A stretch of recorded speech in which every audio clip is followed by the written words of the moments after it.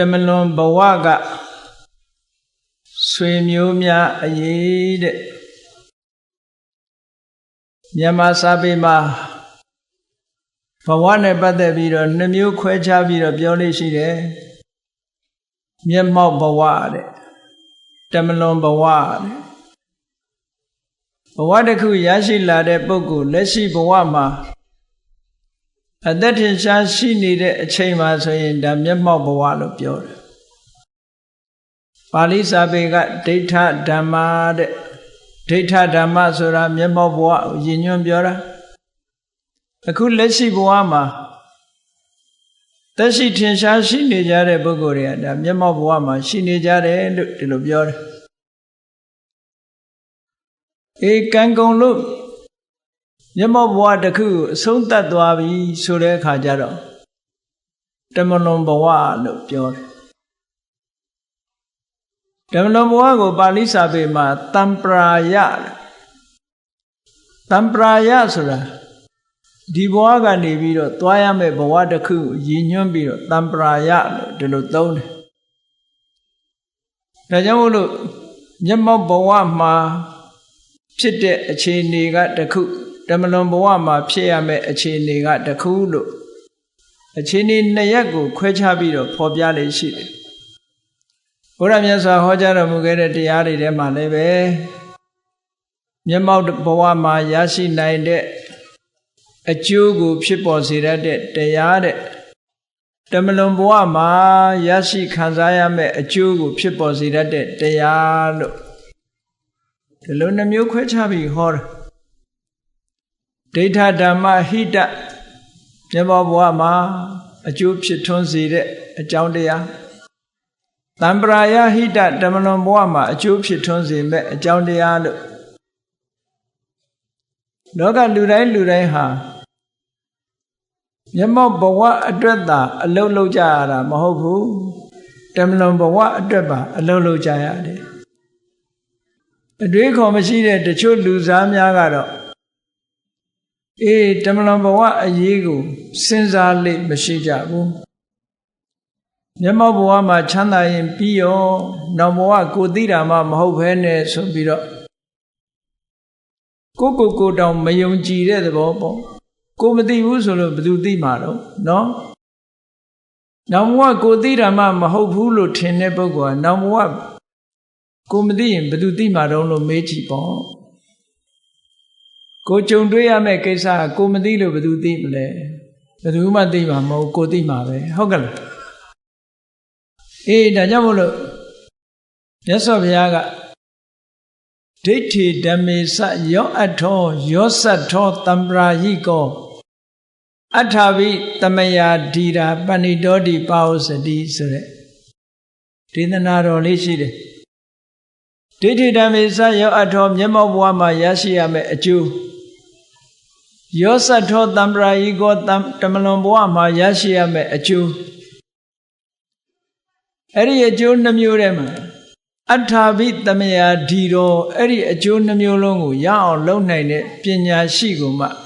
the Gay Pinya Shido Kobare. Soloraga Dibawa Kaunzaye, Namoa Kaunzaye, Sensataya. Dibawa Kaunzaye, Tatekoda, Lobiro, Namoa Kaunzaye, Melo Puso de Bogo, the Pinya Shimahoku. Amyamyan Shia Mayahu, Soloraga Digani Saya in Bio, never had dreamed Senzabu so that Lumubo, no? It never had Jara Dokam Yapula. Get Senza Jijaya out, Pomian Nega Lobe. Digani a Yedikuda Senza May, never ye Madribu Sora. Gazin Donic Kalinga Lady go, Malo Dala on Dentare, Pomian Utu Lady Shilebo. Eriba Westy Lady, Chag Lady, Luria Yasidema, Luria and Ninama, alone Tinin Shasha Dujaya. Deeper Westy Lady, alone a low load a gong lady, Nani them she will know. Through a die own Emma, Asari, Pidimbido, Amira, Asasha, Shabi, Asago, do meet Daisy, Pidimbido, Alonija. နေရောညရောပွဲစိတ်ဟာအိတ်တယ်လို့သိမရှိဘူးအလုပ်လုပ်တယ်ဒါကြောင့်မို့အင်္ဂလိပ်ဘာသာတွေထဲမှာ very busy ဆိုတာသိအလုပ်လုပ်တဲ့အကောင်လေးတနေ့စားတယ်လို့မဟုတ်ဘူးအစာအာဟာရရိတ်ခါတွေကိုစုဆောင်းထားတယ်မိုးရာသီမိုးတွေရွာတဲ့အခါမှာအစာဒုက္ခမရောက်ရအောင်ကြွတင်ပြီးတော့ပြင်ဆင်ထားကြပွက်စိတ်တွေနှံကောင်ဆိုတဲ့အကောင်ကတော့အဲ့ဒါလို့ပြင်ဆင်ထားခြင်းမရှိဘူးခဏရခဏစားစရာတွေသူ့ဖို့မကုန်တော့ဘူးလို့ဒီလိုထင်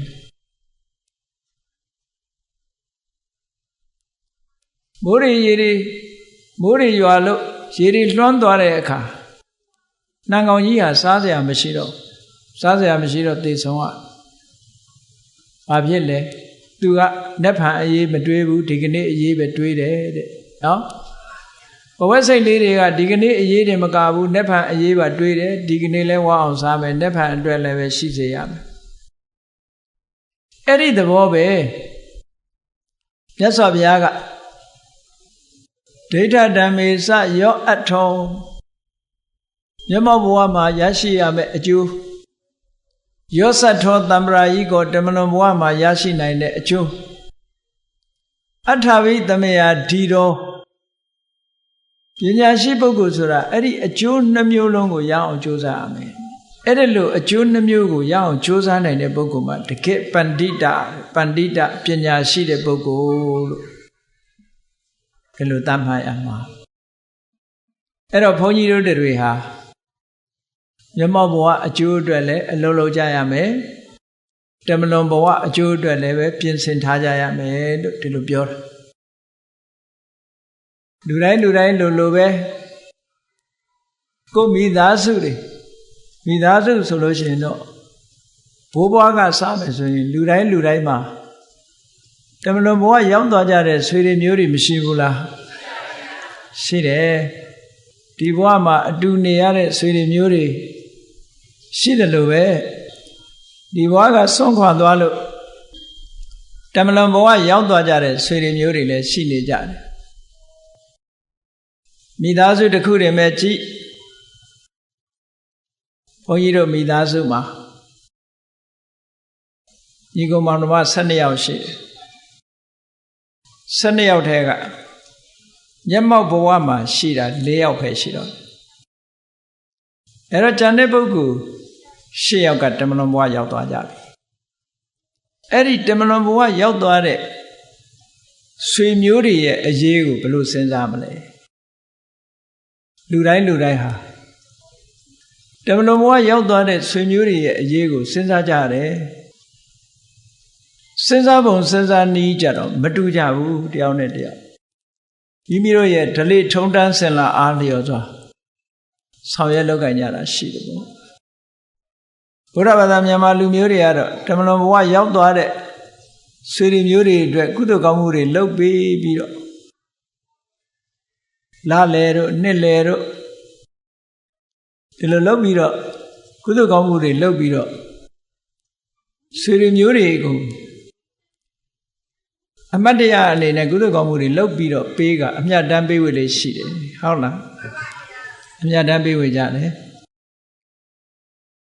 ဒါကအစဉ်လာတစ်ခုပေါ့ဘုရားဘာသာပင်ဖြစ်လင့်ကစားမိမိတို့ရိုးရာအစဉ်လာရဆွေမျိုးတွေနဲ့တမလွန်ဘဝကဆွေမျိုးများအရေးကိုကုညီဆောင်ရွက်ပေးနေတဲ့အလေးအထားတွေဟာနိုင်ငံတိုင်းမှာလိုပဲဘာသာတိုင်းမှာလိုပဲလူမျိုးတိုင်းမှာလိုပဲရှိကြတယ်တမလွန်ဘဝကဆွေမျိုးတွေအရေးနဲ့ပတ်သက်ပြီးတော့ဆောင်ရွက်ကြတယ်တချို့နိုင်ငံတိုင်းပြည်များမှာအနောက်တိုင်းကလူတွေဆွေမျိုးတွေကလွန်နေစာရောက်သွားတဲ့နှစ်ပတ်လည်အခါသမယမှာသူတို့သင်္ချိုင်းကလေးသွားပြီးတော့ပန်းချင်းကလေးတွေပါလေးတွေချကြတယ်ပေါ့ဒါလည်းပဲတမလွန်ဘဝကဆွေမျိုးတွေရဲ့အရေးကိုစဉ်းစားပေးတာပဲပေါ့ပန်းချင်းကလေးတွေချပြီးတော့ဆွေမျိုးတွေကိုအမှတ်ရကြောင်းပြသကြတယ်သို့တော့ပန်းချင်းကလေးချပြီးတော့ဆွေမျိုးတွေကိုအမှတ်ရကြောင်းပြတာဟာ တမလွန်ဘဝကဆွေမျိုးတွေအတွက်အကျိုးရှိနိုင်သလားအထောက်အကူဘာများဖြစ်သလဲဒီဘဝပုဂ္ဂိုလ်တွေကတော့တမလွန်ဘဝဆွေမျိုးသားချင်းတွေကိုအမှတ်ရလို့ပန်းချင်းကလေးသွားချရလို့ရှိရင်တော့အလွမ်းပြေမှာပေါ့ဒါပဲရှိမှာဟုတ်ကလားဒီဘဝနေတဲ့ပုဂ္ဂိုလ်တွေကတော့အလွမ်းပြေကလေးသွားလို့ကြတာပေါ့မိဘတွေဆိုလို့ရှိရင်မိဘခေါင်းချသွားတဲ့နေရာသွားလို့ပန်းချင်းကလေးချလို့ထုံတန်းစင်လာရရှိခိုးဥချမျက်ရည်ကလေးကြကြပြီးတော့တမလွန်ဘွားကဆွေမျိုးအရင်ကိုမျက်ရည်ကလေးနဲ့စဉ်းစားတဲ့လူမျိုးတွေလည်းရှိတာပဲအဲ့ဒီမျက်ရည်တစ်ဆက်ကြတဲ့မျက်ရည်ကလေးတွေကတမလွန်ဘွားရောက်သွားတဲ့တမလွန်ဘွားကဆွေမျိုးအတွက်အကျိုးရှိသလားစဉ်းစားကြရမှာပြောတာနော်တမလွန်ဘွားဆွေမျိုးတွေရဲ့အရေးကိုစဉ်းစားပေးရအဲ့ဒီလိုလုပ်တာအကျိုးရှိသလားတချို့ကပုဂ္ဂိုလ်ကလည်းတမလွန်ဘဝဆွေမျိုးသားချင်းတွေကိုရည်စူးပြီးတော့စီမီတွေပန်းတွေထွန်းပန်းတွေလှူဒန်းစီမီတွေထွန်းလို့မလုပ်လဲဆုတောင်းကြတယ်ကောင်းရာသူဂတိရောက်ပါစေတမလွန်ဘဝမှာပျော်ရွှင်ချမ်းမြေ့ပါစေလို့ဆုတောင်းကြအဲ့ဒါလို့ဆုတောင်းတာကရောအကျိုးဖြစ်ထွန်းမှုရှိရလားစဉ်းစားသင့်တယ်စဉ်းစားရမယ့်အချက်တွေကိုပြောတာနော်ဘုန်းကြီးတို့1989ခုနှစ်ကဂျပန်နိုင်ငံရောက်သွားဂျပန်နိုင်ငံမှာအိုဆာကာဆိုတဲ့မြို့နားမှာကိုယာဆန်ဆိုတဲ့တောင်ပေါ်မြို့တစ်မြို့ရှိအဲ့ဒီကိုယာဆန်မြို့ကကိုယာဆန်ဆိုတဲ့တောင်ပေါ်မှာဂျပန်ဘုန်းကြီးကျောင်းတွေအများကြီးရှိအဲ့ဒီကိုယာဆန်မြို့မှာအကြီးဆုံးအကျယ်ဝန်းဆုံးကတော့ဘာလို့ဆိုသင်္ချိုင်းကြီးပဲအဲ့သင်္ချိုင်းကြီးတွေရှောက်ပြီးတော့ကြည့်မယ်ဆိုလို့ရှိရင်မဆုံးနိုင်တမလွန်ဘဝကပုဂ္ဂိုလ်တွေရဲ့အရေးအတွက်ဆောင်ရွက်ထားကြတာမဆုံးနိုင်အောင်ပဇံတတ်နိုင်ရင်တတ်နိုင်သလားဘယ်လိုရွယ်ချက်နဲ့လုပ်တယ်ဆိုတာတော့အကုန်မသိနိုင်ဘူးပေါ့သို့တော့တမလွန်ဘဝသွားတဲ့ဆွေမျိုးတွေရဲ့အရေးဝိုင်းပြီးတော့စဉ်းစားပေးထားကြတာကြည့်တော့တချို့ကလေးငယ်ကလေးတွေဆုံးသွားတာထမရဲ့ကလေးကစားစရာအယုတ်ကလေးတွေချပေးတာတချို့ကျတော့ကလေးမဟုတ်ပေမဲ့လိတ်ကလေးတွေမြောက်ကလေးတွေထည့်ပေးတယ်ပြင်းနေမှာဆိုလို့ထမရဲ့လက်ယုတ်ကလေးတွေမြောက်ယုတ်ကလေးတွေအတင်းကြိုင်းပေးမှာချပေးတာတချို့ကျတော့ခွေးရုပ်ကလေးတွေချပေးထားတာလည်းရှိတယ်အဲ့ဒါလို့မိမိစိတ်ကူးတဲ့ဒီလိုလုပ်လို့ရှိကြတယ် anniversary လို့ခေါ်တယ်ကွယ်လွန်အနိစ္စရောက်တဲ့နှစ်ပတ်လည်ရောက်တိုင်းမလုပ်လဲအတင်းကြိုင်းသွားပြီးတော့ဂျပန်ဘုန်းကြီးတွေဖိတ်ပြီးတော့ဂျပန်ဘုန်းကြီးတွေကနေရွတ်ဖတ်30ပြီးတော့ပေးတယ်ပုံတော်လေးခောက်ပြီးရွတ်ဒါလူတိုင်းဒီလိုလုပ်နေကြတာပုံတော်လေးခောက်ပြီးတော့ရွတ်ဖတ်ပေးအဲ့ဒီမှာဘုန်းကြီးတို့3ရက်လောက်နေတဲ့တီတကူဆရာတော်ဘုရားကြီးနဲ့အတူပေါ့တနေ့တော့စကားဆက်မိရင်ရွတ်ဖတ်ပေးတဲ့ဘုန်းကြီးနဲ့စကားဆက်မိရာကပြောတယ်နေပါအောင်တမလွန်ဘဝပြောင်းသွားတဲ့ပုဂ္ဂိုလ်တမလွန်ကပုဂ္ဂိုလ်အတွက်အခုလိုရွတ်ဖတ်ပြီးတော့ပေးတာဘာအတွက်လဲ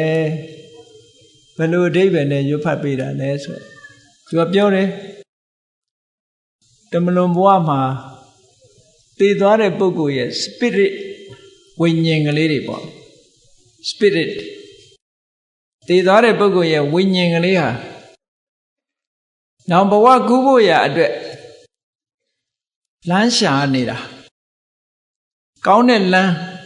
တွေ့အောင်လို့ဆိုပြီးတော့ဆုတောင်းပတ္ထနာပြုပေးတာတဲ့ရွတ်ဖတ်ပြီးတော့ပေးတယ်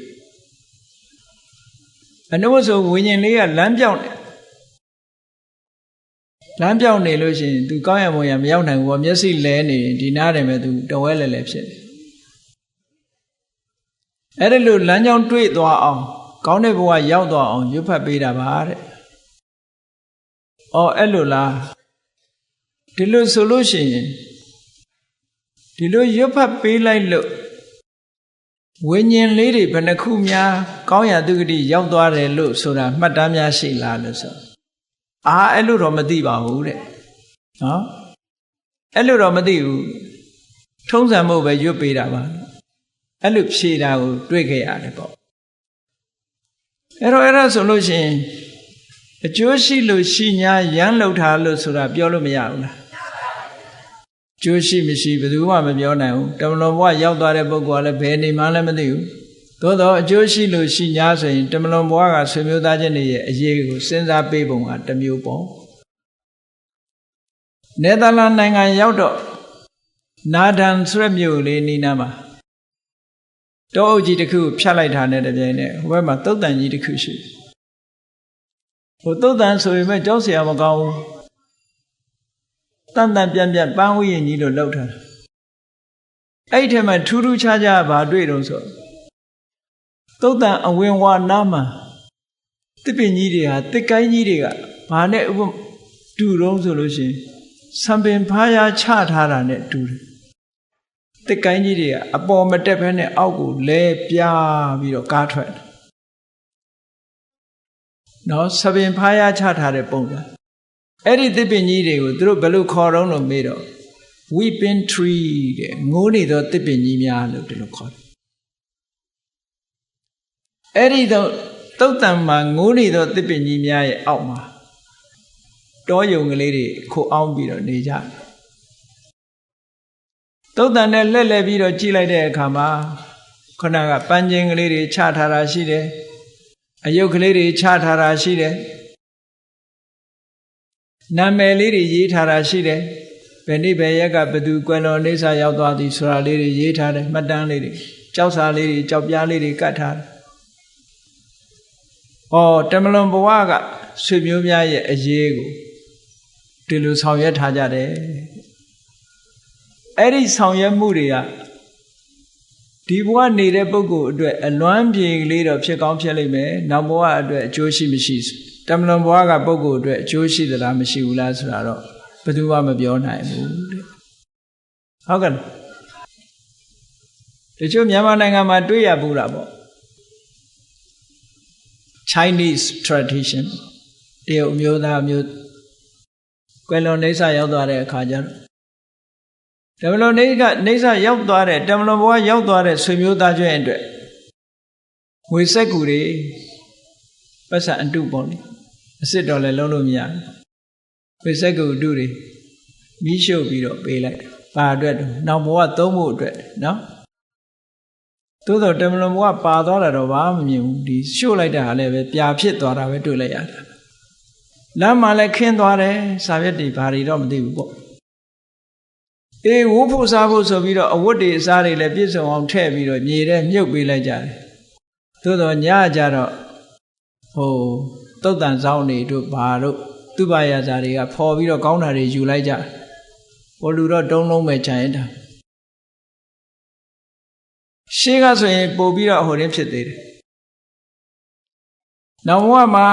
တဲ့နေဖို့ထိုင်ဖို့အတွက်စီးဖို့ရင်နေရောထည့်ပေးလိုက်တယ်အမျိုးစုံပဲ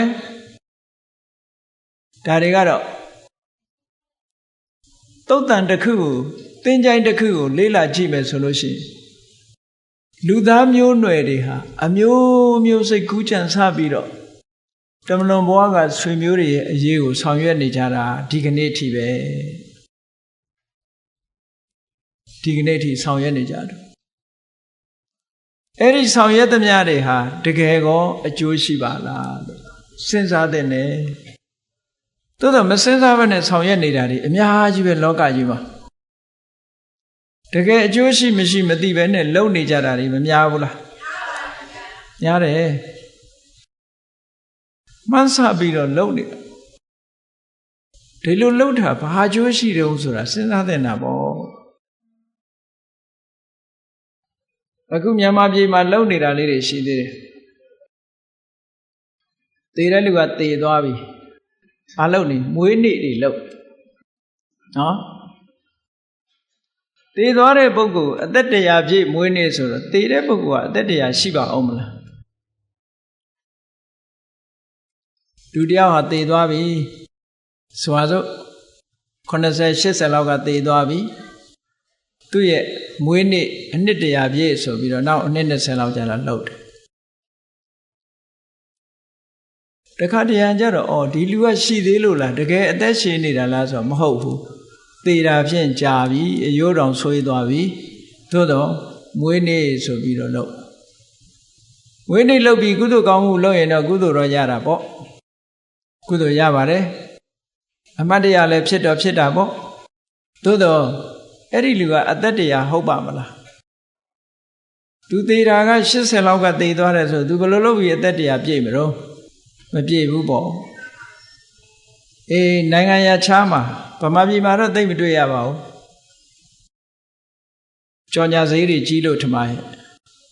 နိုင်ငံရခြားမှာဆိုတော့စင်ကာပူတို့မလေးရှားတို့ရောက်တဲ့အခါမှာသတင်းစာကြီးတွေကြီးလိုက်လို့ရှိရင်လွမ်းပြထားတဲ့သတင်းတွေအများကြီးပဲဓာတ်ပုံအချီးကြီးတွေဗမာပြည်မှာလည်းတစ်ခါတော့တွေ့ပါတယ်ခုမှကျတော့ပူများတယ်ဘယ်နှစ်ပြည့်သွားပြီမေးလို့မရသေးဘူးဆိုတဲ့အလွမ်းစာတွေအလွမ်းကြပြာတွေနဲ့ဓာတ်ပုံကြီးတွေနဲ့ဖော်ပြနေတာရှိတယ်တွေ့ဘူးကြပါလိမ့်မယ်အလွမ်းကြပြာတွေစာစီပြီးတော့လွမ်းပြထားကြတယ်မလွမ်းတင်ဘူးလားဆိုလွမ်းတော့လွမ်းတင်တာပေါ့ဒါပဲလို့လွမ်းပြလိုက်လို့ရတဲ့အကျိုးတရားကကိုယ့်အတွက်ဖြည့်သိမ့်စရာလေးတစ်ခုတော့ဖြစ်ကောင်းဖြစ်မယ်တမလွန်ဘဝကဆွေမျိုးတွေအတွက်ဘာဖြစ်မလဲဘာမှဖြစ်ကိုယ်ကသာလွမ်းသူကလွမ်းညင်မှာလွမ်းဟုတ်ကဲ့လားကိုယ်ကသာလွမ်းပြီးသူကလွမ်းညင်မှာလွမ်းမယ်ဆိုတာတကယ်ပဲကြားဖို့ကြပါလိမ့်မယ်ဘုရင်ကြီးတစ်ပါးကသူ့ရဲ့မိဖုရားအမတန်ချောမောလှပတယ်မိဖုရားငယ်ငယ်ရွယ်ရွယ်သိဆုံးသွားတဲ့အခါကျတော့ဒီရုပ်အလောင်းကိုမစွန့်ပစ်ရဲလို့မပုတ်မသုံးအောင်လုပ်ပြီးတော့မှန်ကောင်းနဲ့ထည့်ပြီးတော့ထမင်းမစားနိုင်မတောက်နိုင်မအိပ်နိုင်အဲ့ဒီအလောင်းသားမှာပဲထိုင်ပြီးတော့ဘုရင်ကြီးဟာတငုံကိုတယိုယိုလုပ်နေ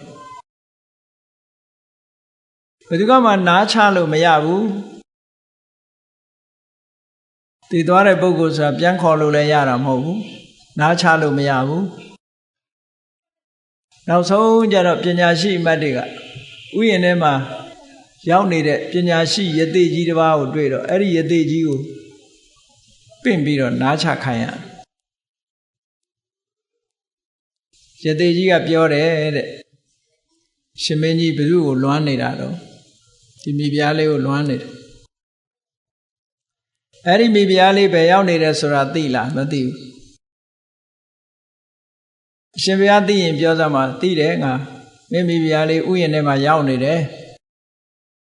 လူတော့မဟုတ်ဘူးနောက်ချီပို့တော့လူဘဝတုန်းကလည်းအလှပြင်းနေတာနဲ့အချိန်ကုန်တယ်သေတော့နောက်ချီပို့တော့ဖြစ်တယ်ဘုရင်ကြီးကသာလွမ်းနေတယ်ဟိုကနောက်ချီပိုးတို့ဘဝမှာနောက်ချီပိုးတို့ဘိုးကြီးနဲ့ဟိုမှာနောက်ချီပိုးတို့ဘိုးကြီးကရှေ့ကသွားလူကနောက်ကလိုက်နောက်ဘဝမှာအတွဲနဲ့သူကဖြစ်နေဒီကကိုရောမြတ်ကအလောင်းကိုမစွန့်နိုင်ဘူးတငုံကိုတူယူလို့ဒီသေးကြီးပြောစကားကိုမယုံဘူးမယုံလို့ရှိရင်သူကိုယ်တိုင်ပြောရင်ရောယုံမလားလို့ဆိုယုံမယ်ဒါဖြင့်သွားမယ်ဥယျာဉ်ရောက်တဲ့အခါကျတော့နောက်ချီပိုးတို့ကောင်တွေ့နေဘသူတုံးလို့အတိတ်ဘဝပြောတော့နောက်ချီပိုးတို့ကပြောတဲ့သူဟာဥပရိဆိုတဲ့မိဖုရားပါသေသွားပြီးတော့နောက်ချီပိုးတို့ဘဝရောက်နေတယ်ဟုတ်တယ်ဒါဖြင့်ဒီဘုရင်ကြီးကိုချစ်သလားလို့မေးတဲ့အခါကျတော့ဟိုတုန်းကတော့ချစ်မှာပေါ့အခုတော့သူတတိမရပါဘူးလို့ပြောတယ်ဒါဖြင့်သူကတတိမရပါဘူးဆိုတော်သေးတယ်ဘာပြောတော့ဘုရင်ကြီးရဲ့လက်ချောင်းသွေးနဲ့တဲ့အခုသူနောက်ချီပိုးတို့အဖိုးရဲ့ခြေထောက်ကိုဆေးပေးခြင်းနဲ့တဲ့အဲ့ဒီကြတော့ဘုရင်ကြီးစိတ်နာသွားတယ်ချက်ချင်းပဲဟုတ်လားမှန်ကောင်းတဲ့အလောင်းထုတ်ပြီးတော့မိတချို့ပြစ်လိုက်တယ်ရှေမိုးချိုးပျော်ပျော်ပါးပါးနေနိုင်တဲ့ဘဝရောက်သွားဒါတကယ်ဖြစ်ပြခဲ့တဲ့ဇာလံတစ်ခုအနေနဲ့ဟောပြထားတာရှိပါတယ် လောကကြီးမှာလူတွေကဘယ်လိုလွမ်းနေတမလွန်ဘဝကဆွေမျိုးတွေကကိုယ်လွမ်းညင်မှလွမ်းမှာဒါကတော့သိချတယ်သို့တော်လွမ်းသည်ဖြစ်စေမလွမ်းသည်ဖြစ်စေတမလွန်ဘဝကဆွေမျိုးသားချင်းတွေအတွက်ကောင်းအောင်သူတို့ရဲ့အရေးကိုစဉ်းစားပြီးတော့တမလွန်ဘဝကဆွေမျိုးများအရေးကိုတော့အလေးနဲ့ထားပြီးတော့စဉ်းစားသင့်တယ်တဲ့အကျိုးရှိတဲ့အလုပ်တစ်ခုလုပ်ပေးရမယ်လို့ဆိုတယ်အကျိုးရှိတဲ့အလုပ်တစ်ခုဆိုတဲ့နေရာမှာမြတ်စွာဘုရားဟောထားတာတမလွန်ဘဝကဆွေမျိုးများအရေးနဲ့ပတ်သက်ပြီးတော့ခုတ်တကပါဠိပါဠိတော်မှာတိရောကုတ္တသုတ်ဆိုတာရှိတယ်တိရောကုတ္တရဲ့အဓိပ္ပာယ်ကနံရံရဲ့ဟိုဘက်မှာလို့ဒီလိုအဓိပ္ပာယ်ရတယ်အိမ်ဒီမှာနံရံရှိတယ်မဟုတ်လားနံရံအပြင်ဘက်မှာလို့ဒီလိုပြောတာလူတွေကနေတာအိမ်ထဲမှာနေတာလေနံရံရဲ့အတွင်းမှာနေကြတယ်အိမ်နံရံရဲ့အတွင်းမှာတမလွန်ဘဝကဆွေမျိုးတွေကတော့ဟိုဘက်ရောက်သွားပြီနံရံဟိုဘက်ကလူဖြစ်သွားပြီသူတို့အရေးကိုဘယ်လိုစဉ်းစားရမလဲမြတ်စွာဘုရားပြောတယ်ဆွေမျိုးသားချင်းတွေနဲ့ပတ်သက်ပြီးတော့ငိုယိုပြီးတော့မျက်ရည်ကျနေလို့လွမ်းပြနေလို့သူတို့အတွက်ဘာမှအကျိုးမရှိဘူးတဲ့ဘာမှအကျိုးမရှိဘူးသူတို့ရဲ့ဘုံဘဝမှာဆိုပါစို့ဆွေမျိုးသားချင်းတယောက်ဟာပြိတ္တာဖြစ်သွားအဲ့ဒီပြိတ္တာဘဝမှာစီးပွားရေးလုပ်ငန်းဆိုတာဘာမှမရှိဘူးဆိုင်ဖွင့်ပြီးတော့ဈေးရောင်းလို့လည်းမရဘူးကျွဲနွားမွေးပြီးတော့မွေးပြီးလုပ်လို့လည်းမရဘူးမြေခွက်တွေရှာပြီးတော့လေယာလုပ်ငန်းလုပ်လို့လည်းမရဘူးတဲ့ကံပေးသမျှနဲ့အသက်ရှင်နေကြရတယ်တဲ့သူတို့ဘဝတနည်းအားဖြင့်ပြိတ္တာဘဝရောက်တဲ့ပုဂ္ဂိုလ်တွေဟာဒီဘဝကကုသိုလ်ကောင်းမှုကြံရစ်တဲ့ဆွေတွေမျိုးတွေကကုသိုလ်ကောင်းမှုလုပ်ပြီးတော့အမြတ်တမ်းပေးဝေလိုက်တဲ့အခါမှာဝမ်းမြောက်နှုမောတာရုခေါ်လိုက်လို့ရလိုက်တဲ့ကုသိုလ်လေးကြောင့်ခံစားမှုလေးတွေရတယ်တဲ့သို့မဟုတ်ရင်သူတို့မှာရှိတဲ့ကုသိုလ်လေးနဲ့သူတို့မှာရှိတဲ့ဘဝအကျိုးပေးလေးနဲ့ဆိုရင်အမတန်မှဆင်းရဲကြတယ်လို့ပြောတယ်အဲ့တော့လုံးစင်လှုပ်ထိုက်တာကဘာလဲလို့ဆိုရင်ကုသိုလ်ကောင်းမှုလုပ်ပြီးအမျှဝေရမယ်လို့ပြောတာဒါတမလွန်ဘဝကဆွေမျိုးများရဲ့အရေးဒါနဲ့ပတ်သက်ပြီးတော့မေကွန်းတစ်ခုမေးထားဘူးလေမြတ်စွာဘုရားသခင်ကိုရောမြတ်ကတာဝတိပြည်ဇေရွန်အကြောင်းသတင်းသုံးနေတဲ့အချိန်မှာတာဝတိပြည်ကဇာနုသောနိ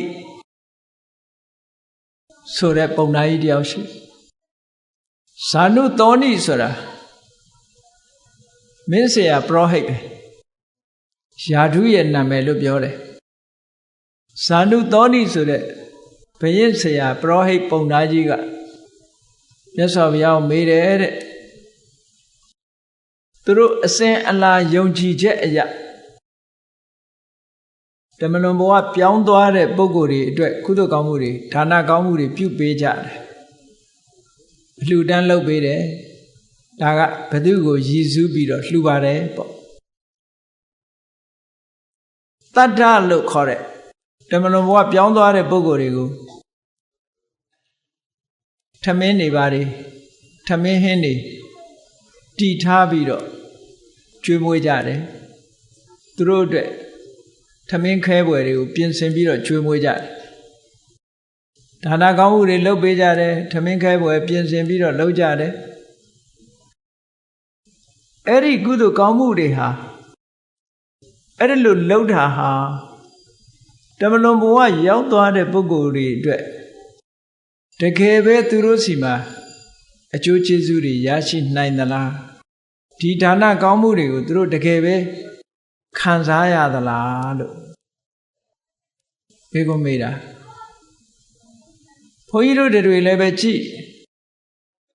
မြန်မာနိုင်ငံမှာဗုဒ္ဓဘာသာအစဉ်အလာရလူတွေဟာကွယ်လွန်နှုတ်ဆက်ရောက်သွားတဲ့ဆွေတွေမျိုးတွေကိုရည်စူးပြီးတော့ကုသိုလ်ကောင်းမှုတွေလုပ်ကြတယ်အဲ့ဒီလိုလုပ်တာဟာတမလွန်ဘဝရောက်သွားတဲ့ပုဂ္ဂိုလ်တွေအတွက်အကျိုးရှိသလားလို့ဆိုတာ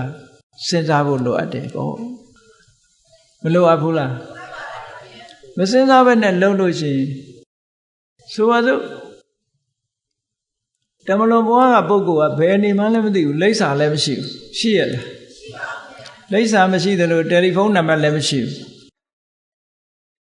တယ်လီဖုန်းနံပါတ်ရှိရင်လည်းလှမ်းခေါ်ရသေးရဲ့နော်လိပ်စာရှိရင်လည်းပဲစာထည့်ပြီးတော့ပေးရသေးတယ်ခုတယ်လီဖုန်းနံပါတ်လည်းမရှိဘူးလိပ်စာလည်းမရှိဘူးဘယ်ပြုတ်ဘယ်ရွာမှလည်းမသိဘူးအဲ့လိုမသိပဲနဲ့မှန်းရမ်းပြီးတော့လုံနေတာဟာသူ့စီမှာအကျိုးကျေးဇူးတွေရပါမလားလို့မစဉ်းစားသင့်ဘူးလားစဉ်းစားသင့်တယ်သို့တော့စဉ်းစားရမှာပြင်းကြတယ်မစဉ်းစားဘူးအစဉ်အလာရပဲလှုပ်တာပဲခုနဂျပန်ဘုန်းကြီးပြောသလိုပဲထုံးစံရတာလှုပ်လိုက်တာဝိညာဉ်တွေဘယ်နှခုလွတ်သွားတယ်ဆိုတာသူတို့မသိဘူးရွတ်တော့ရွတ်နာပဲတို့တွေလည်းကုသိုလ်ကောင်းမှုတွေလုပ်ပြီးမြတ်တမ်းတော့ပေးဝေနေကြတာပဲကိုပေးဝေတဲ့ကုသိုလ်ကောင်းမှုတွေရဲ့အမြတ်တမ်းကိုသူတို့တကယ်ရလားမရလားဆိုတာမစဉ်းစားဘူးဆိုလို့ရှိရင်တော်ပါမလားဒါကြောင့်မလို့စဉ်းစားတဲ့လူတယောက်ကမြတ်စွာဘုရားကိုမေးထားတယ်ဒီလိုရည်စူးပြီးတော့ကုသိုလ်ကောင်းမှုလုပ်တဲ့ဒါနကောင်းမှုရဲ့အကျိုးတရားကိုသူတို့ခံစားရသလားလို့မေးတော့မြတ်စွာဘုရားကဖြေတယ်ဘုရားကတူတူလေးဖြေလိုက်တာဌာနေကပ္ပတိအဌာနေနကပ္ပတိရနိုင်တဲ့နေရာဆိုရင်တော့ရတာပေါ်တယ်မရနိုင်တဲ့နေရာဆိုမရဘူးတဲ့ဟောဒါဘုရားဖြေတာနော်ရနိုင်တဲ့နေရာဆိုရင်ရမယ်တဲ့မရနိုင်တဲ့နေရာဆိုမရဘူးဆိုတော့အရှင်ဘုရားတဲ့တပည့်တော်နားမလည်ဘူးရနိုင်တဲ့နေရာမရနိုင်တဲ့နေရာကိုခွဲပြောပါအောင်ဆိုတော့မြတ်စွာဘုရားကရှင်းပြတယ်ဘယ်သူပဲဖြစ်ဖြစ်တတ္တဝါဆိုတာဘယ်သူမပြုတ်မိမိမှုပဲမြန်မာစကားရှိတယ်မို့လားကိုယ်ဝန်ကိုယ်ထမ်းကိုယ်လန်းကိုယ်သွားဟုတ်ကလားဒါကဘာကိုရည်ရွယ်ပြောတာတုံးဆိုလို့ရှိရင်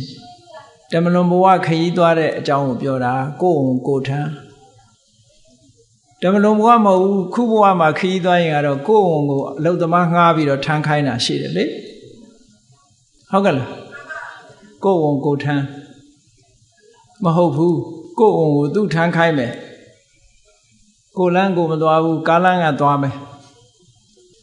ကိုယ်ဝန်ကိုယ်ထမ်းကိုယ်လန်းကိုသွားဆိုတာတမလွန်ဘဝကိုသွားတာကိုပြောတာနော်အဲ့ဒီကြရင်တော့အလုသမားငှားလို့မရဘူးလုံသမားငှားလို့မရသည့်အတွက်ကြောင့်ကိုယ်ဝန်ကိုထမ်းပြီးသွားရမယ်ကိုလှုပ်တဲ့ကံအားလျော်စွာတမလွန်ဘဝရောက်ရှိပြီးတော့သွားမယ်ထိုရောက်တဲ့အခါမှာလည်းပဲဝိညာဉ်အနေနဲ့တည်သွားပြီးတဲ့နောက်မှာဝိညာဉ်အနေနဲ့စောင့်ဆိုင်ပြီးတော့နေရတာမျိုးမရှိဘူးအခုတည်အခုနောက်ဘဝမှာမွေးမယ်ချက်ချင်းမွေးတယ်ချက်ချင်းမွေးတယ်24ပစ္စည်းထဲမှာအနန္တရပစ္စယောဆိုတဲ့ထဲမှာအခုသေသည်ဤအခြားမဲ့ဆိုတာဂျားထဲမှာဘာမှမချဘူးတမလွန်ဘဝဆိုတာသေသည်ဤအခြားမဲ့ပဲအခုသုတိစိတ်ကြားလိုက်တာနဲ့တပြိုင်နက်ပရိသေတွေနောက်ကလာသို့တော့လူတွေကယုံကြည်နေကြတယ်မျက်မှောက်ဘဝနဲ့တမလွန်ဘဝဒီဘဝနှစ်ခုစัจ जा လေးမှာတဲ့အန္တရာဘဝဆိုတဲ့ဈာကာလဘဝကလေးတစ်ခုရှိသေးတယ်လို့ဒီလိုယုံကြည်ကြတယ်ဒါဗုဒ္ဓဘာသာသမိုင်းမှာကိုပဲအဲ့လိုယုံကြည်တယ်ဆိုတာရှိတယ်ဒီကနေ့တိဘက်နိုင်ငံမှာရှိတဲ့တိဘက်ဗုဒ္ဓဘာသာဝင်တွေကလူတယောက်သေသွားလို့ရှိရင်တဲ့ဈာကာလဘဝလေးမှာ49ရက်နေတယ်နော်49ရက်ဟိုဘဝမသွားသေးပဲနဲ့ဒီဘဝ49ရက်ခြားမှာဆုတောင်းပေးမယ်မေတ္တာပို့ပေးမယ်ကုသိုလ်တွေလုပ်ပေးမယ်ဒီလိုသဘောမျိုး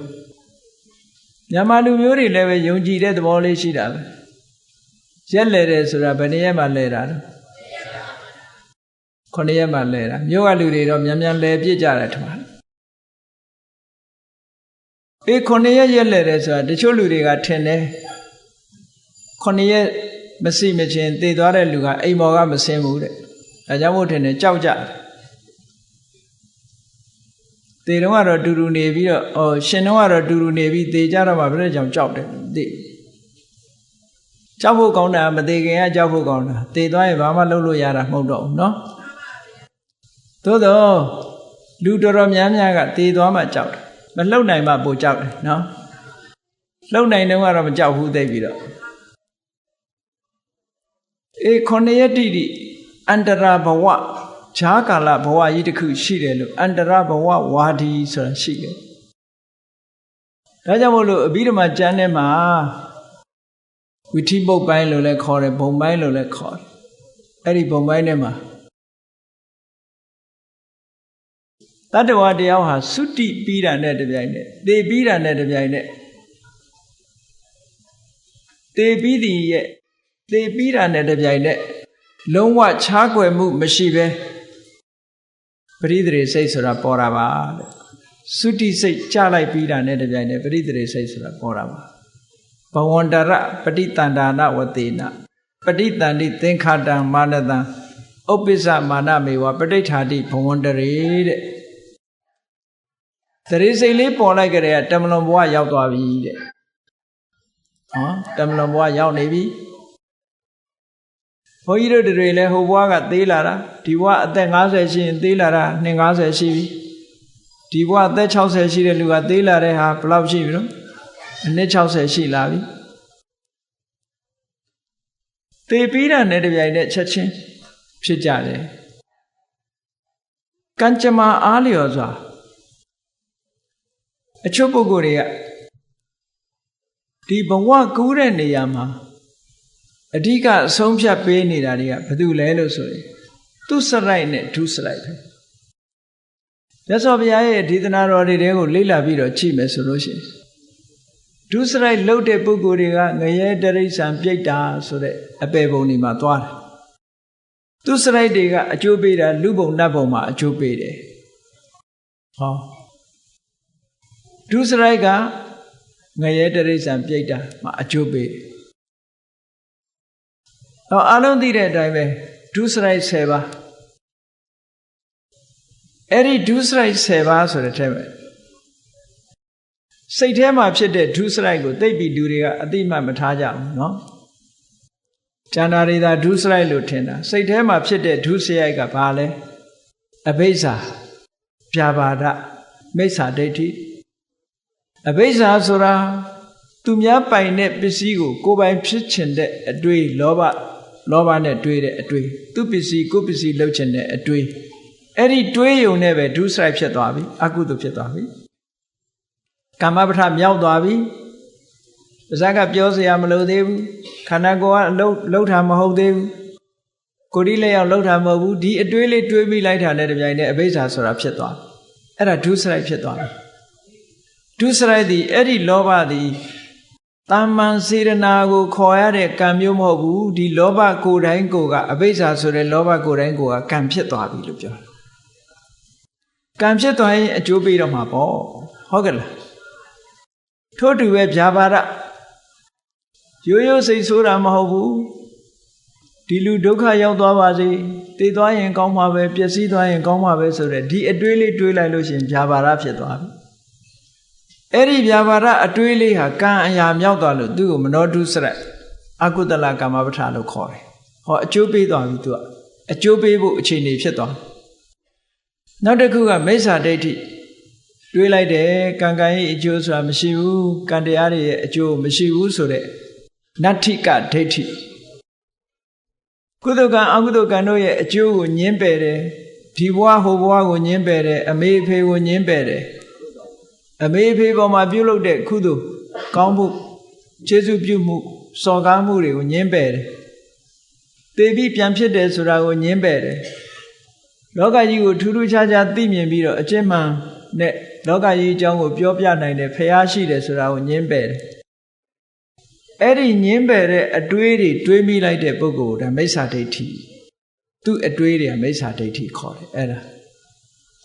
ဟိုတက္ကာယဒိဋ္ဌိတို့ဘာလို့နဲ့မဆိုင်ဘူးမနောဒုစရိုက်ထဲမှာပါတဲ့အဲ့ဒီမိစ္ဆာဒိဋ္ဌိဒီညှင်းပယ်တဲ့အတွေးတွေးမိလိုက်တာနဲ့တပြိုင်တည်းမိစ္ဆာဒိဋ္ဌိဖြစ်သွားတယ်အဲ့ဒီမိစ္ဆာဒိဋ္ဌိဒီကံအရာမြောက်သွားပြီလို့ဆိုတာဒါမနောကံမနောဒုစရိုက်အပေကိုကြစေနိုင်တယ်ငရဲမှာဖြစ်စေနိုင်တယ်တရိစ္ဆာန်ဘဝရောက်စေနိုင်တယ်ပြိတ္တာဘဝရောက်စေနိုင်တယ်ပေါ့ဒီအကုသိုလ်ကနော်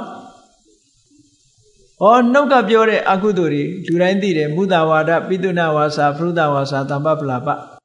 အဲ့ဒါကနှုတ်ကပြောတာစိတ်ထဲကဖြစ်ရုံနဲ့မကဘူးတဖန်ကိုတိလက်ရောက်ကြတော့ပါဏာတိပါဒအဒိဏဒါနကာမိတုမိစ္ဆာစာရာဆိုတဲ့ဒုစရိုက်တွေပေါင်းလိုက်တော့ဒုစရိုက်10မျိုးအဲ့ဒီဒုစရိုက်10မျိုးကိုပြုလုပ်ထားတဲ့ပုဂ္ဂိုလ်တွေဟာတေသည်အခြားမဲ့မှာဘယ်ဘုံသွားရောက်ကြတုံးဆိုငရဲဘုံရောက်သွားကြတယ်တဲ့အဲ့ဒီငရဲဘုံရောက်သွားလို့ရှိရင်ငရဲဘုံမှာရရှိထားတဲ့အနေထားအတိုင်းပဲဒီဘဝမှာဆက်လက်ရှိပြီးတော့နေကြရတယ်ငရဲရောက်နေတဲ့ပုဂ္ဂိုလ်ကလည်းသူကနဲ့သူပဲငရဲမှာဆက်ပြီးတော့သူရှင်သန်နေမှာပဲငရဲဘုံရောက်သွားလို့ရှိရင်တတ်လို့လည်းသိတာမဟုတ်ဘူးသူကကံမကုံမချင်းမသိဘူးတဲ့ငရဲကနော်လက်ဖြတ်ခြေဖြတ်ဘလောက်တတ်မသိဘူးကံကုံမသိတာသူကငရဲရဲ့တဘာဝကံမကုံမချင်းလွန်လန်းမရှိဘူးဆင်းရဲတာတော့အလွန်ပဲမိတွေဘလောက်လောင်းငရဲဘုံရောက်တဲ့လူကပြဖြစ်သွားအောင်မဖြစ်ဘူးပူတာပဲရှိမယ်သွေးရဲတန်ရဲသွေးတွေဘလောက်ထွက်သွေးလွန်တဲ့ယောဂနဲ့သေတယ်မရှိဘူးငရဲမှာနော်လက်တွေခြေတွေဖြတ်လို့သွေးလွန်သွားတယ်ဆိုတာမရှိဘူးအတက်ကတော့ရှင်းနေတော့ပဲကိုယ်သက်ပြင်းတို့မသက်ပြင်းတို့ကငရဲပြေမှာရှိတာဘယ်လိုဒုက္ခရောက်လို့မှမသိဘူးကံကုန်မှသိတယ်တတ်လို့သိရင်တော့လည်းငရဲကခဏလေးကျွတ်သွားမှာပေါ့အဲ့လိုမသိဘူးတဲ့သူကအေးကောင်းပြီအဲ့ဒီငရဲရောက်သွားတဲ့ပုဂ္ဂိုလ်တယောက်ဟာသူကံနဲ့သူပဲယက်တည်နေမှာပဲတဲ့ဒီကနေပြီးတော့ကုသိုလ်ကောင်းမှုလုပ်ပြီးတော့အမြတ်တမ်းပေးဝေလို့ကတော့သူ့အတွက်ရောက်မှာမဟုတ်ဘူးဒါကအထာဏတစ်ခုပဲဟုတ်ကဲ့လားလူတယောက်ဟာတည်သွားလို့အကုသိုလ်ကံကြောင့်ငရဲပြေရောက်သွားတယ်ငရဲဘဝမှာသူကံနဲ့သူပဲယက်တည်နေလိမ့်မယ်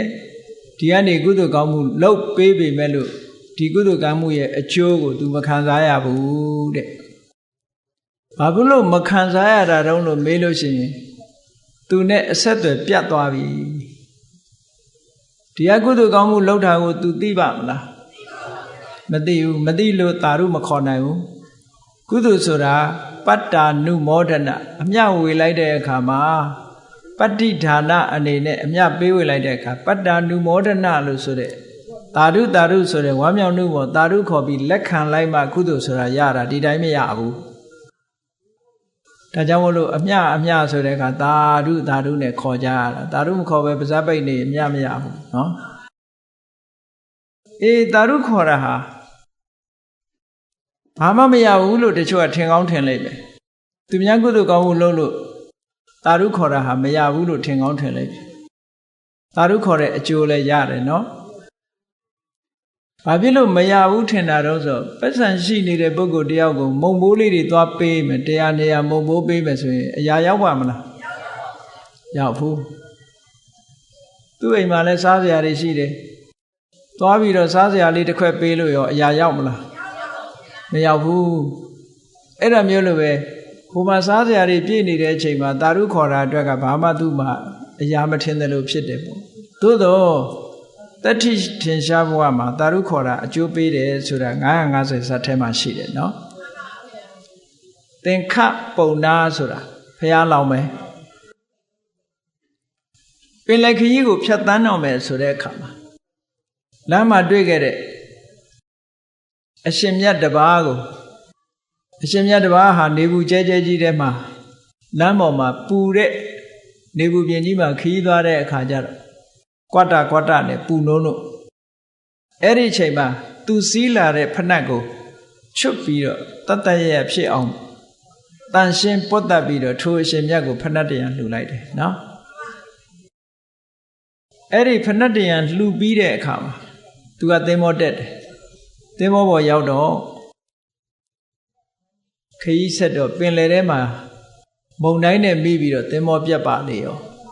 သူ့နောက်ကသူ့ရဲ့အဖော်သူ့ရဲ့အလုတ်ကျွေးတယောက်ပါတယ်ဆရာတပည့်နှစ်ယောက်သင်္ဘောပြတ်တဲ့အခါကျတော့သင်္ဘောကပြင်ချက်တစ်ခုကိုရလို့အဲ့ဒီပြင်ချက်ကိုမှီပြီးတော့သူတို့နှစ်ယောက်ပင်လယ်ထဲမျောနေ9ရက်လောက်တိတိမျောနေတဲ့အခါကျတော့ သူ့ရဲ့ကုသိုလ်ကောင်းမှုကြောင့်ဖဏတ်လှူခဲ့တဲ့ကုသိုလ်ကောင်းမှုကလာခဲ့တာသို့တော့ဇာလန်းထဲမှာတော့မဏိမေခလာနတ်သမီးလာခဲ့တယ်လို့ပြောတာနော်မဏိမေခလာကကုသိုလ်ကြောင့်ကယ်လို့ရတာကုသိုလ်ကြောင့်ဒီပုဂ္ဂိုလ်ဒုက္ခရောက်နေတာမြင်တာအနှုတ်ဆိုမမြင်ဘူးပြောရင်ကုသိုလ်ကခဲ့တာအဲ့ဒီကုသိုလ်ကံကြောင့်မဏိမေခလာနတ်သမီးကလာခဲ့တယ်တဲ့သင်္ဘောကြီးဖန်ဆင်းပြီးတော့ခုခေတ်တို့ပြောရင်တော့ဒါနိုင်ငံခြားသင်္ဘောတစ်စီးကတွေ့လို့ကဲလာခဲ့တယ်လို့ပဲပြောမှာပေါ့အဲ့ဒီမှာသူ့ကိုကဲတယ်ကဲပေမဲ့လို့သူ့နောက်ကပါလာတဲ့လူကိုတော့လှဲ့တော်မကြည့်ဘူးမကဲဘူးမကဲတော့ဘုရားလောင်းနေဆိုတာအမတန်စဉ်းစားဉာဏ်ရှိတယ်သူကကုသိုလ်ကောင်းမှုမရှိဘူးတဲ့သူ့ကိုမကဲနိုင်ဘူးလို့ဆိုတော့ဘုရားလောင်းကငါတပည့်ငါသင်္ဘောတက်ခါနီးမှာဖဏတ်တင်ရန်လှူခဲ့တယ်အဲ့ဒီကောင်းမှုရဲ့အဖို့ကိုမင်းကငါအမျှဝေပါတယ်ဆိုတော့ဟိုလူကသာဓုအဲ့ကြတော့မှအဲ့ဒီလူကိုကဲတယ်အဲ့ဒါသာဓုအကျိုးပေးတယ်လို့ပဲမှတ်ထားပြီခုချိန်မှလည်းပဲသာဓုခေါ်ပေးလို့ရှိရင်သာဓုကအကျိုးပေးတာပဲเนาะကောင်းပြီငရဲချနေတဲ့တတ္တဝါတယောက်ဟာကိုယ်ဆွေမျိုးသားချင်းဖြစ်တယ်ဓမ္မလွန်ဘဝရောက်သွားတဲ့ဆွေမျိုးသားချင်းတယောက်အနေနဲ့ဖြစ်အောင်အဲ့ဒီငရဲရောက်သွားတဲ့ဆွေမျိုးသားချင်းအတွက်ကတော့ဒီဘဝကကုသိုလ်ကောင်းမှုလုပ်ပြီးအမြတ်တမ်းပေးဝေလဲသူမရဘူးတဲ့သူကံတိုင်းပဲသူသွားတော့မယ်နောက်တစ်ဦးကတော့အကုသိုလ်တွေလုပ်လို့သေတဲ့အခါတိရစ္ဆာန်သွားဖြစ်တယ်တိရစ္ဆာန်ဖြစ်ရင်လည်းပဲတိရစ္ဆာန်ဘဝမှာသူ့ဟာသူတိရစ္ဆာန်တွေရဲ့အစားအစာတိရစ္ဆာန်ဘဝမှာသူ့ဟာသူရပ်တည်မယ်ဒီဘဝကကုသိုလ်ကောင်းမှုလုပ်ပြီးတော့အမြတ်တမ်းပေးဝေလိုက်လေဒီကုသိုလ်ရဲ့အကျိုးသူရမှာမဟုတ်ဘူးတဲ့နောက်တစ်ခါနောက်တစ်ယောက်ကတော့ကုသိုလ်ကောင်းမှုတွေသူလုပ်တယ်သူစရိုက်10ပါးအကျင့်တရားတွေကိုကျင့်ကြံကြိုးကိုအားထုတ်တယ်တေသည်အခြားမဲ့နဲ့လူဖြစ်တယ်လူဘဝရောက်တဲ့အခါမှာလူစည်းစိမ်ချမ်းသာတွေခံစားပြီးတော့လူဘဝမှာအသက်ရှင်နေတယ်ကြံရတဲ့ဆွေတွေမျိုးတွေကနေအမြတ်တမ်းပေးဝေလဲလူဘဝရောက်တဲ့ပုဂ္ဂိုလ်ကမရဘူးတဲ့နော်နောက်တစ်ခါကုသိုလ်ကောင်းမှုတွေလုပ်လို့တေသည်အခြားမဲ့၌နတ်ပြည်ရောက်သွားတယ်အဲ့ဒီနတ်ပြည်ရောက်သွားတဲ့ပုဂ္ဂိုလ်ကလည်းပဲနတ်စည်းစိမ်ချမ်းသာခံစားလို့နတ်ဘုံနတ်ဘဝမှာပျော်မွေ့နေတယ်ဒီဘဝကကြံရတဲ့မိဘဆွေမျိုးတွေကအမြတ်တမ်းပေးဝေလို့သူမရဘူးလို့ဆိုတာ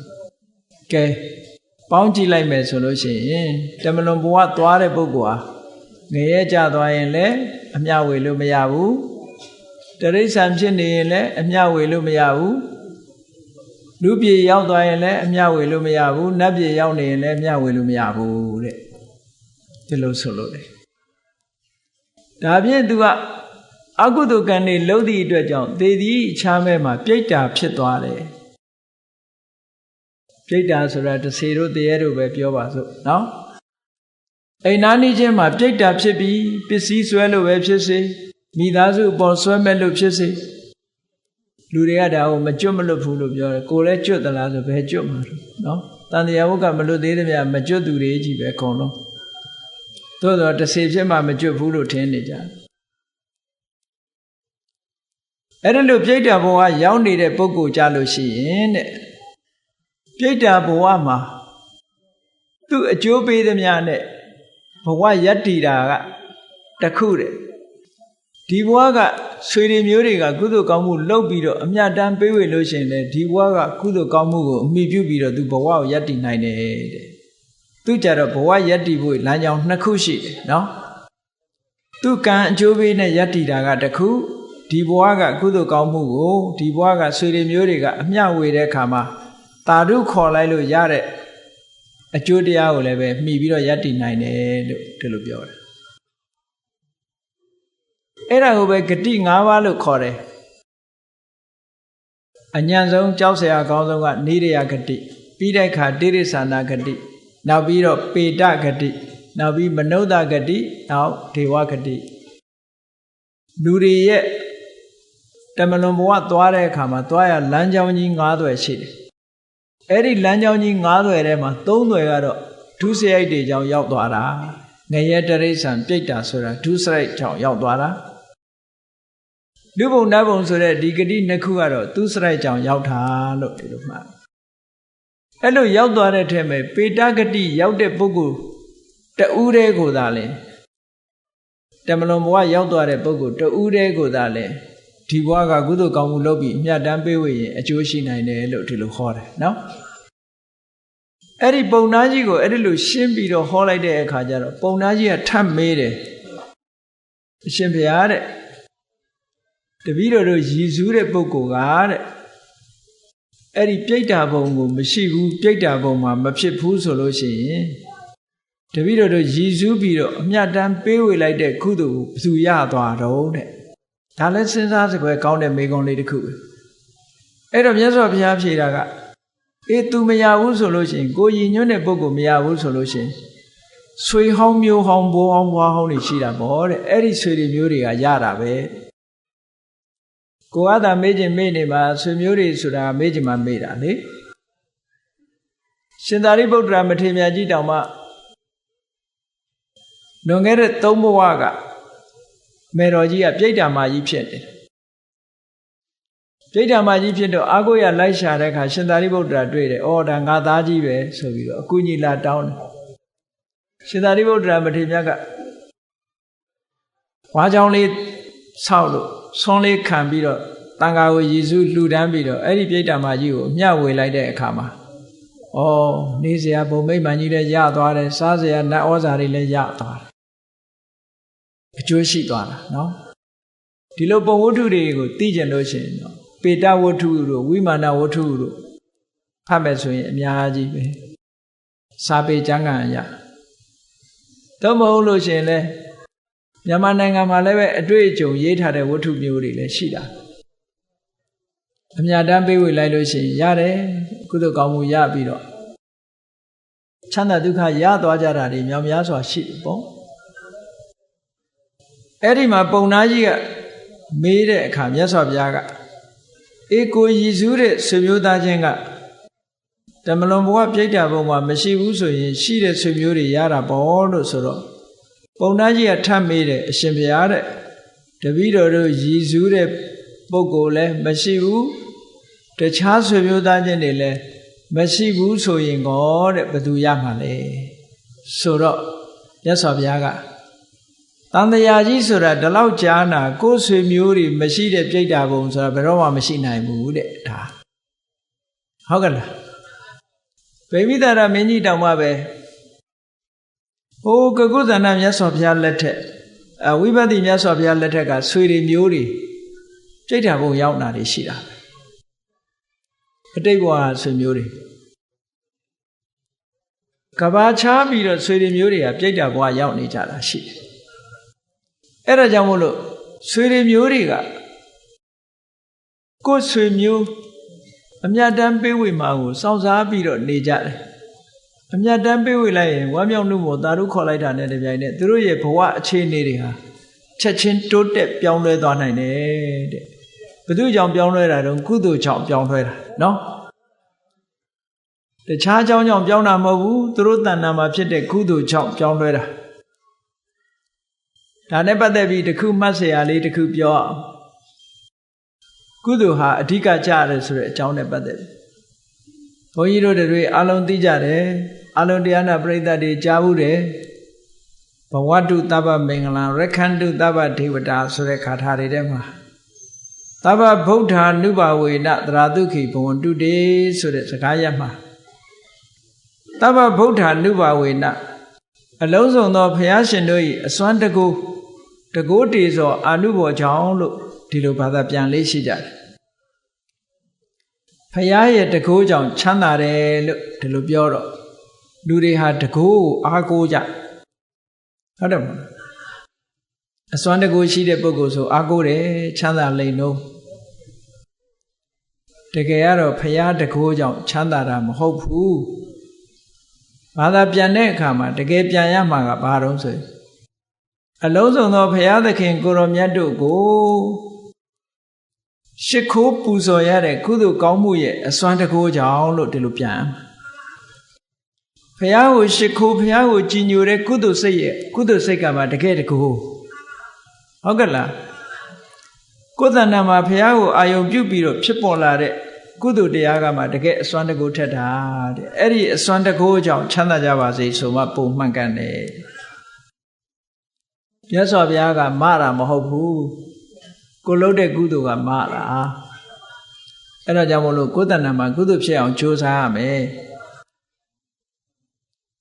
အဲ့ဒါလို့မသိလို့ရှိရင်လူတွေကဘာဖြစ်ဖရာကိုးကွယ်တာတောင်မှပဲလက်ကောင်းတဲ့ဖရာမှာကိုးကွယ်နော်လက်ကောင်းတဲ့ဖရာကိုးကွယ်ဖရာကလက်ကောင်းမှာမဟုတ်ဘူးကိုလုပ်တဲ့ကုသိုလ်ကံကမှလက်ကောင်းမှာနော်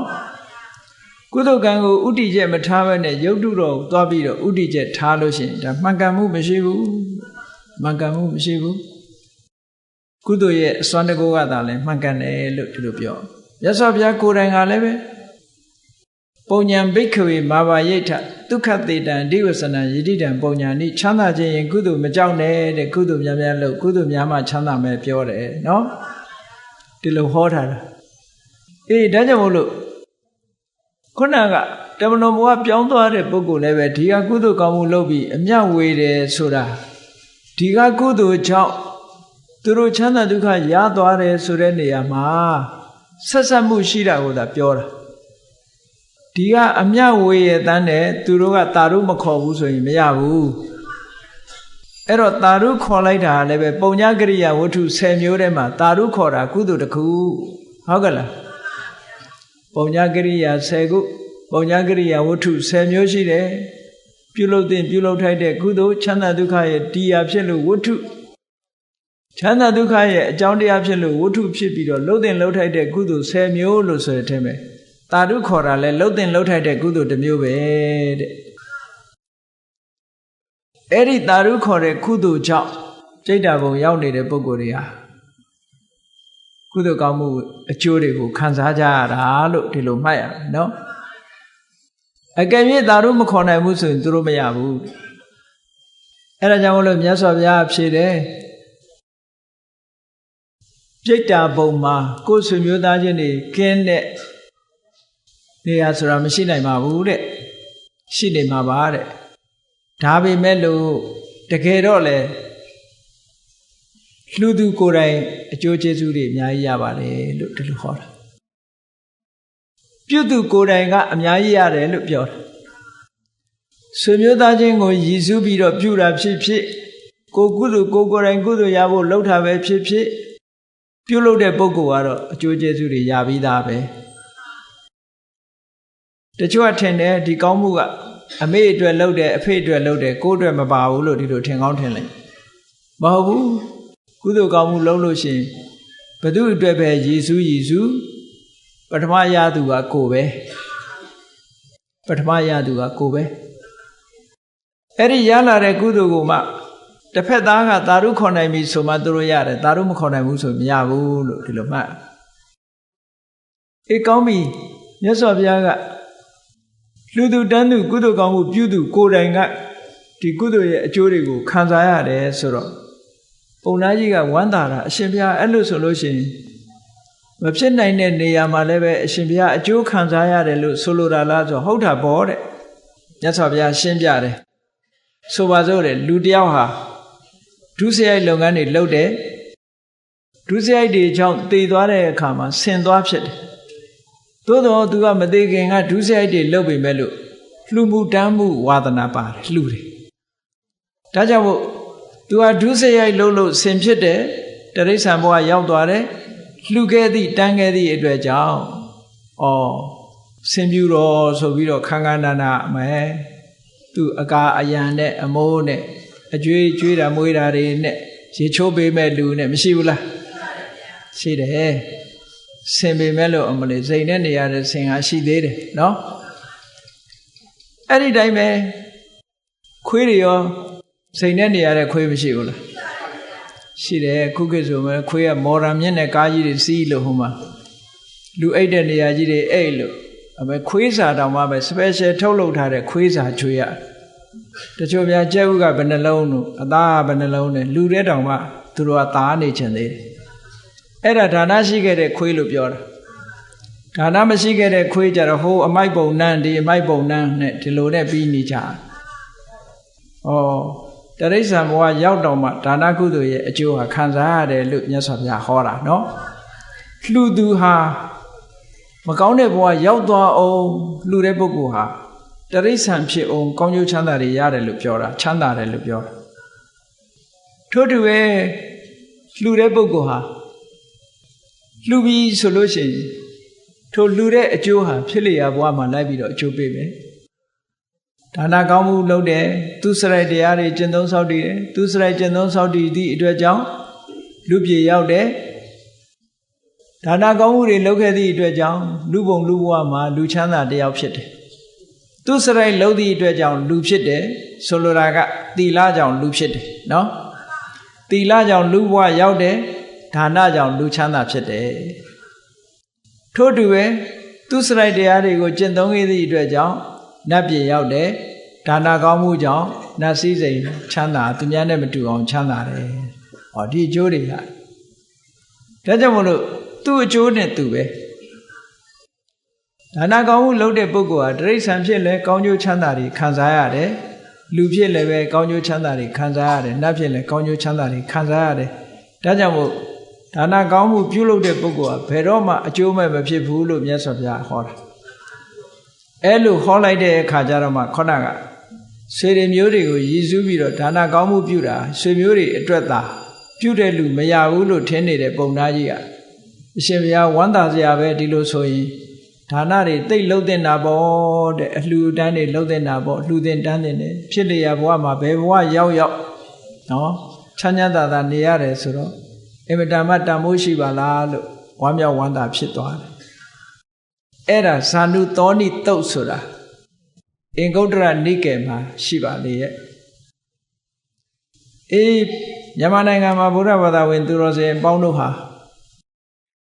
ဓမ္မလွန်ဘဝကဆွေမျိုးတွေရဲ့အရေးကိုတွေးပြီးတော့မှန်ကန်တဲ့နီးလန်းနဲ့စဉ်းစားပြီးထိုဆွေမျိုးတွေရဲ့ကွယ်လွန်အိဋ္ဌရောက်တဲ့နေ့တွေမှာကုသိုလ်ကောင်းမှုတွေလုပ်ပြီးတော့အမြတ်တမ်းပေးဝေပြီးတော့နေကြတာထိုအမြတ်တမ်းပေးဝေတဲ့အလုပ်ဟာမှန်ကန်တဲ့အလုပ်တစ်ခုဖြစ်တယ်။ဘာကြောင့်မှန်ကန်တယ်လဲလို့ဆိုလို့ရှိရင်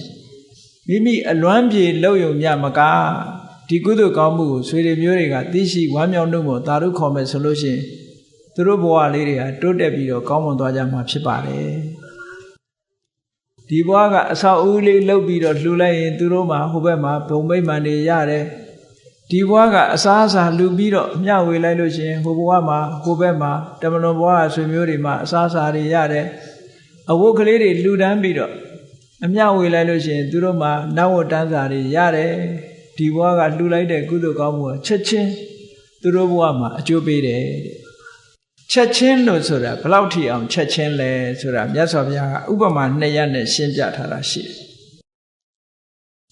ဩနမေဥဒကံဝုဋ္ဌံယထာနေနံပဝတ္တတိဧဝမေဝဣတောဒိဏံပေတနံဥပကပ္ပတိကုန်းမြင့်ပေါ်ရွာချလိုက်တဲ့မိုးရေတွေဟာနေရအရက်ကိုဒလဟောစီးဆင်းသွားတယ်မဟုတ်လား။အဲ့ဒါလိုပဲဒီဘဝကနေပြီးတော့အမြလို့ပေးလိုက်တာနဲ့တပြိုင်နက်ကိုကုသိုလ်ကောင်းမှုတွေကိုအမျှလို့ပေးလိုက်တာနဲ့တပြိုင်နက်ဟိုကပုဂ္ဂိုလ်မှာတခါတည်းပြည့်ပြည့်စုံစုံကြီးရသွားတယ်ချက်ချင်းရတယ်ဆိုင်းစရာမလိုဘူးဟုတ်ကဲ့နောက်ဥပမာတစ်ခုကယထာဝါရိဝဟပူရာပရိပူရင်းတိတာကရဧဝမေဝဣတောဒိဏံပေတနံဥပကပ္ပတိမြစ်ချောင်းအင်းအိုင်တွေကမြစ်ရည်တွေကဘယ်ကိုစီးဝင်တယ်လဲဆိုရင်ပင်လယ်ထဲကိုစီးဝင်မြစ်ရည်တွေဟာပင်လယ်ထဲစီးဝင်သွားတယ်လို့ပဲဒီဘဝကလှူလိုက်တဲ့ကုသိုလ်ကောင်းမှုတွေဟာမိမိတို့ရည်ညွှန်းတဲ့ပုဂ္ဂိုလ်တွေရဲ့ဘဝတွေကိုစီးဝင်သွားတယ်လို့ဒီလိုပြောတာနော်ဒါကြောင့်မို့လို့တမလွန်ဘဝကဆွေမျိုးတွေအရေးကိုစဉ်းစားမယ်ဆိုရင်သတင်းစာထဲမှာအလွမ်းထဲ့တာကလည်းပဲကိုယ့်အတွက်စိတ်ဖြေသိမ့်ုံမှတပါသူတို့အတွက်ဘာမှအကျိုးမရှိဘူးတဲ့နော်တင်းကြိုင်းသွားပြီးတော့ပန်းညင်ကလေးတွေချတာလည်းပဲကိုယ်စိတ်ဖြစ်သိုံမှတပါသူတို့အတွက်ဘာမှအကျိုးရမှာမဟုတ်ဘူးကြိုက်တတ်တဲ့အစားအစာလေးတွေသွားချထားတာလည်းပဲသူတို့အတွက်အကျိုးရမှာမဟုတ်ဘူးသူတို့အတွက်တကယ်အကျိုးရတာတော့ကုသိုလ်ကောင်းမှုလုပ်ပြီးတဲ့အခါမှာသူတို့ကိုအမြတ်တမ်းပေးဝေခြင်းကသာလျှင်သူတို့အတွက်ကောင်းကျိုးချမ်းသာရနိုင်တယ်ဆိုတဲ့မှန်ကန်တဲ့အသည့်တရားတွေကိုရပြီးတော့ တမလွန်ဘဝရောက်နေတဲ့တမလွန်ဘဝကဆွေမျိုးတွေရဲ့အရေးကိုစဉ်းစားပြီးတော့အကျိုးရှိတဲ့အလုပ်ကိုလုပ်ဖို့အင်မတန်မှအရေးကြီးပါတယ်ဆိုတဲ့အကြောင်းကိုတမလွန်ဘဝကဆွေမျိုးများအရေးဆိုတဲ့တရားဒေသနာဖြင့်